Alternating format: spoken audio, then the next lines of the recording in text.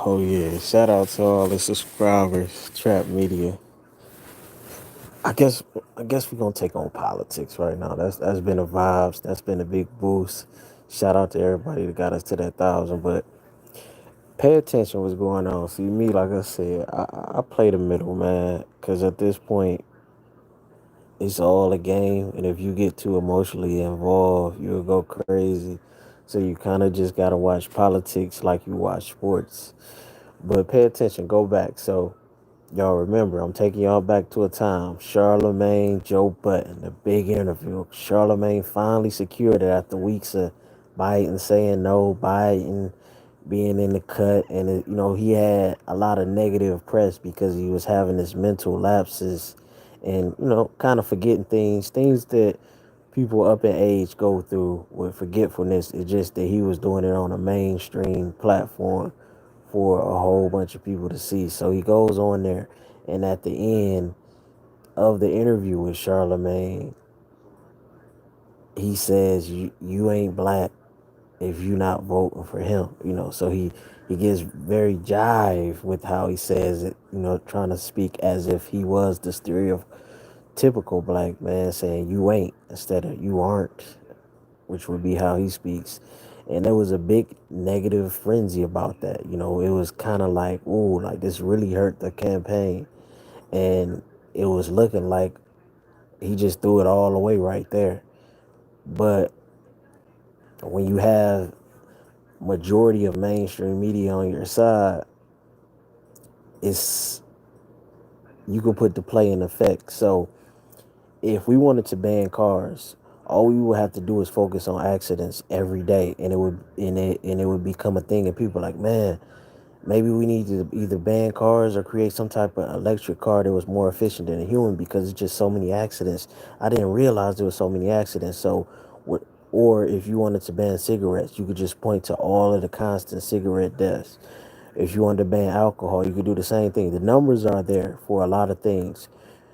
It's just based on whoever is in charge and whatever they want the narrative to be, or whatever the agenda that the big heads are pushing, they choose to focus on. So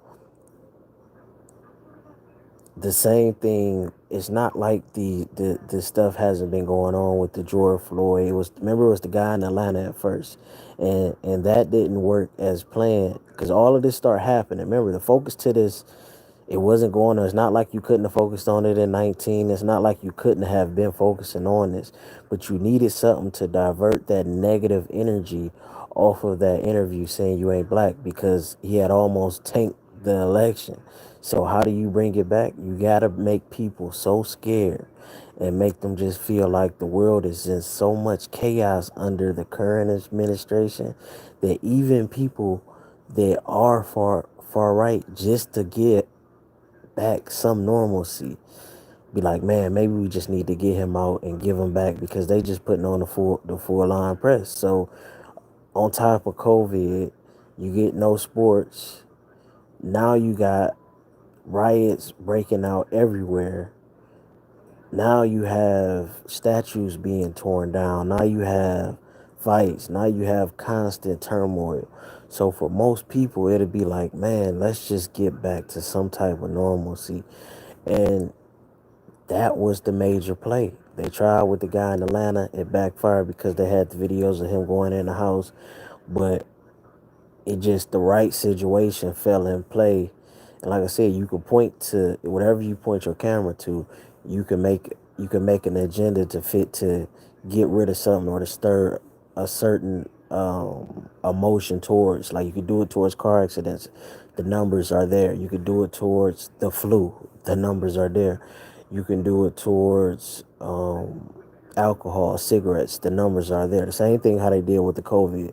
Whatever you point your camera to, that the numbers are there,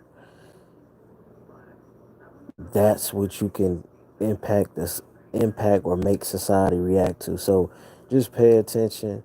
It's a lot of games being played. To me, it was a big diversion play to take the focus off him saying what he said.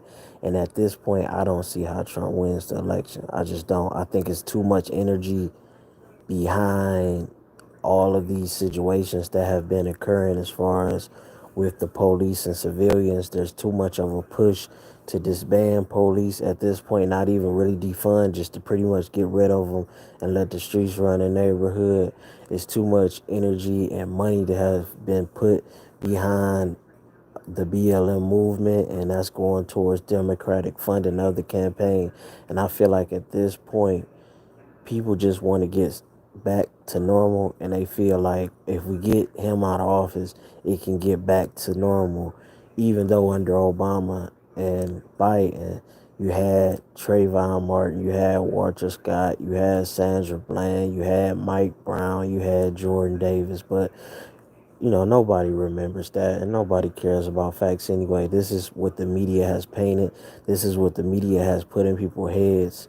So this is just the way the energy and the move has been pushed, and this is what it's going to be.